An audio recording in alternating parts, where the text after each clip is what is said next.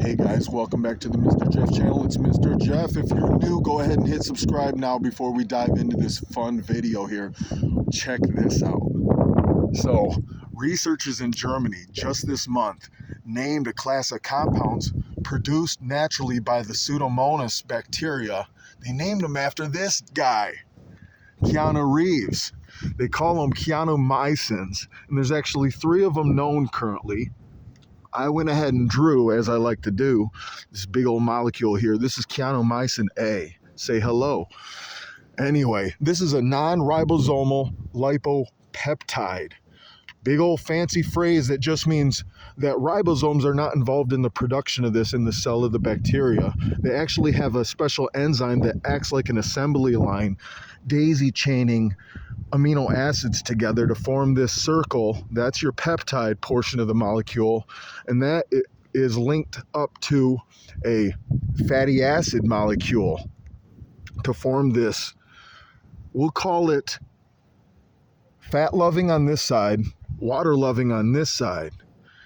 And so similarly to soap, it acts as a surfactant. And that's where it gets its medical ability from. What this can do is it can actually penetrate and rip apart the lipid bilayer cell membrane of things like amoebas and certain fungi like yeasts and molds. So get this. In the wine industry and in horticulture in general, a common mold known as gray mold, this guy right here, Botrytis cinerea,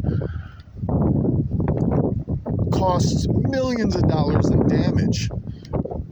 Well, these guys could actually mitigate the problem in a safe, non-toxic way, safe for nature, safe for humans. Applying such compounds would kill the mold and not ruin the food. Now, as far as Candida is concerned, currently we have classes of drugs that kill Candida. That's the yeast that's found in our bodies, and when it gets out of control, it's called a yeast infection. Obviously, we know about women getting yeast infections, but men can get them, children can get them, commonly known as thrush if they get it in their mouth. Candida is also one of the culprits behind fungal meningitis. I know this because my son had fungal meningitis, almost died as a newborn. And they didn't have drugs like this available. The drug that he was put on was part of a class of drugs known as azole antifungals. And he had so much azole in him, if azoles could fly, he would have been a jet. But he lived, but the toxicity of those azole antifungals can cause much long-lasting harm to a person who's put on heavy dosage, but he needed those heavy doses so he wouldn't die. Well, imagine if they would have had a Keanu Reeves drug going in and John Wick in that Candida. They've shown that these compounds have low human toxicity. So I can't wait to find out how they can develop formulations of these that can be used to tackle things like yeast infections and gray mold attacking plants in a way that's safe for nature, safe for the life forms that it's being applied to.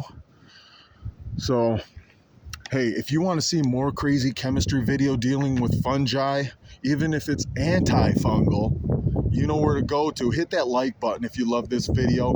And as always, guys, peace.